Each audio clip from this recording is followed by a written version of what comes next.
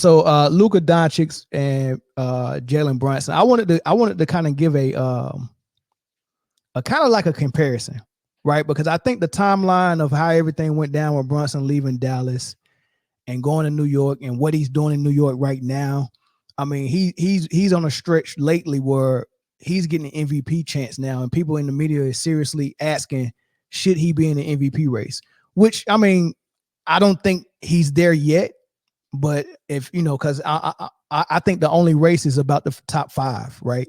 But after 5, I don't think no one is worth actually trying to put nobody in the race. But you know, he's after the 5, but he's definitely within the top 10 if there was a top 10. So I think it's some legitness to how well he's playing, and you know, he made his first All-Star this year. And let me just play for you after the Indiana game how the crowd how they gave him ups in New York. It's a different man. It's a different. Jalen, that looked like a prize fight. How did that feel? Ooh. That was fun. That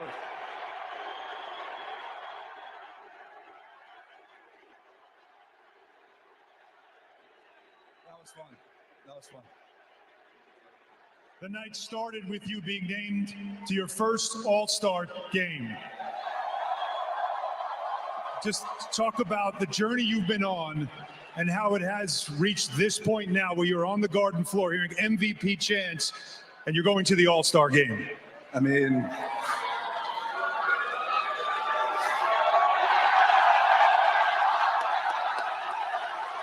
I got nothing to say. I got nothing to say. All right, then talk about your teammates, because I know you will. You guys are shorthanded playing this game. This is a tough game. This is a big Eastern Conference game. What did you see out of this group where mainly 7 guys played, but yet fought back from down 15 to win? We kept fighting, man. I mean, no matter what, we're going to keep fighting. That's what we do. Gonna keep fighting every single night. That's what we do. Especially here, man. This place is unbelievable. Especially here. Congratulations, Jalen. Thank you so much. Wow. An emotionally charged Madison Square Garden. And Ernie, wow, what a night for Jalen Brunson. No, but man, just the tears in his eyes, because the guy made the All-Star team. It's a great honor. I'm pretty sure, you know, when you, especially somebody in his situation, like I'm just so happy for that kid. But just to see the emotion of being selected an All-Star, we talked about it last week night. Making the All-Star team is a big deal. And I told you, I'd rather make it by the coaches. And that's I'm just happy for him. And you just saw it in his eyes. Yeah, he drops 40 on Indiana. I mean, unbelievable year he's having. And actually 2-3 years in a sense. He was right there last year. Great for him. But what, you know, being a New Yorker, you never see that. Like Madison Square Garden, when the game is over, you don't have 19,500 people stay. They don't stay and listen to interviews. There's so many things to do in New York City. You're out. To have 19,500 stay and listen to your interview and chant MVP, that is a college-like atmosphere I have not seen. And that, you know, that's something big to hear from someone who's from that city, who is a point guard, who just like Jalen Brunson, who is one of the top point guards that, because we know point guards, great point guards, a lot of them come from New York, and Kenny Smith is one of them. So for him to come out and say, look, that's not normal in New York, right? That's not normal. That means that hadn't happened for Melo. That hadn't happened for Amari Stoudemire. It didn't happen during Linsanity. Like he said that the crowd stayed after the game and chanted MVP during his interview. That's crazy. And DC Slim, I'm gonna get to your super chat after this topic before I get to Mark Cuban, because I want to answer that. But I think that is real crazy that Jalen Brunson is performing so well.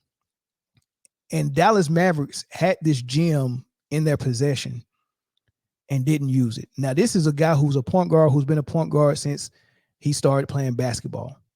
He played point guard middle school, high school, played point guard at Villanova, but he also, he was one of those point guards that would go in the post every now and then. You know what I mean? So I think a lot of people was kind of confused where he's going to fit in the NBA. But they draft this kid, and once he started playing pretty good, they got this dude at the 2 guard. And he couldn't even really break the starting lineup at first because he's a point guard. So they didn't know what to do with him because they put in Luka at the point. But once they realized that he's too good to be on the bench and they put him in the start lineup, they got him playing the 2. Right? Just like they got Kyrie Irving playing the 2. I don't understand the love affair with having to have 6'8" Luka run the point guard, and then you go get another point guard to be off ball and undersized at the same time. It just don't make no sense. So what I want to do is talk about how the Mavs fumbled the bag, right? I'm gonna show you how they fumbled the bag, right? First and foremost, I want to show you what the Knicks are doing right now, right? And if you can see this graphic right here, on the right side, you got the defensive rating for the Knicks. They're ranked number 7, right? And if you want to find Dallas Mavericks, they're all the way down there at number 24, right? So when you look at team leaders, Luka is the team leader for the Mavs. Jalen Brunson is the team leader for the Knicks. Your team usually takes on your attitude and takes on your demeanor, right? Just like someone was saying when they called earlier on the previous topic, where Michael Jordan, his demeanor on defense trickled down to the rest of the soldiers, right? So Brunson, being a tough-nosed guy, wants to defend, wants to win, all this stuff. This is contagious to your team when it comes from your team leader. And look at the Knicks. I mean, we know Tom Thibodeau is a defensive coach, but look, number 7. So we got success. We got Jalen Brunson leaving the Mavericks, being very successful with the Knicks. If you look on the left side, that is the team ranking by their win column. The Knicks at number 6. If you want to find the Dallas Mavericks, they're all the way down at number 17. We got Luka Doncic leading the team, who's supposed to be all world, who Jason Kidd said is on the level of Jordan, Kobe, and LeBron. But his leadership can't get Dallas Mavericks above the number 15, right? Because I mean, if you want to think about how many teams make the playoffs, there's only 16 teams making the playoffs. He's out of he's 17th right now. I think he's in the 17th in the West right now. But I mean, this is not looking good. This is your best player, but here it is, the sidekick that you wouldn't let play point guard goes to New York, and he's leading this team to a almost top 5 finish so far. I think they're number 2 in the East right now, maybe 3. The Cleveland Cavaliers just went up to number 2. I think New York is number 3. But this is phenomenal stuff, right? For somebody that you could have had, and why don't they have them still? I mean, it's just ridiculous why they don't have them. Here is, according to Chris Haynes, this is a report that came out last year, and it says, according to Chris Haynes from Yahoo Sports, the New York Knicks are expected to present Brunson with a 4-year offer. This was a year before last. I'm sorry. This is before they signed him, right? And apparently what they're saying, and I don't know if this came from his dad, which worked for the New York Knicks, or it came from his agent, but Chris Haynes is reporting that apparently the players' camp feels that playing with Luka Doncic will not benefit Brunson in the long run. And that was 100% right. Why won't it benefit him? Quotations. I've talked to people in his circle who think he has another level to reach that he just couldn't reach with Dallas because he played with the most ball-dominant player in the league. Hudson reports about Brunson's camp reasoning behind the move. So they're saying that we don't think that we could maximize Brunson's potential in Dallas because Luka is so ball-dominant. But that's not the only thing. Luka is playing point guard as well. Like LeBron was ball dominant, but at least he was playing small forward, a lot, which gave Kyrie opportunity to be a point guard at times. But Luka is the point guard.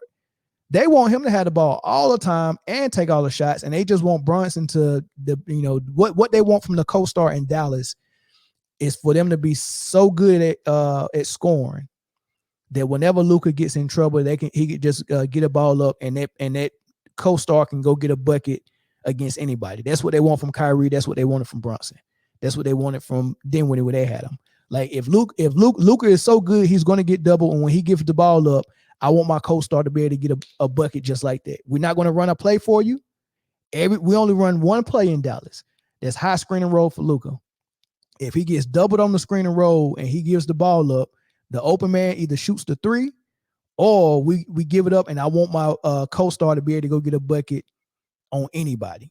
That is the dumbest offense in the world, and that's why we couldn't see how good Brunson was.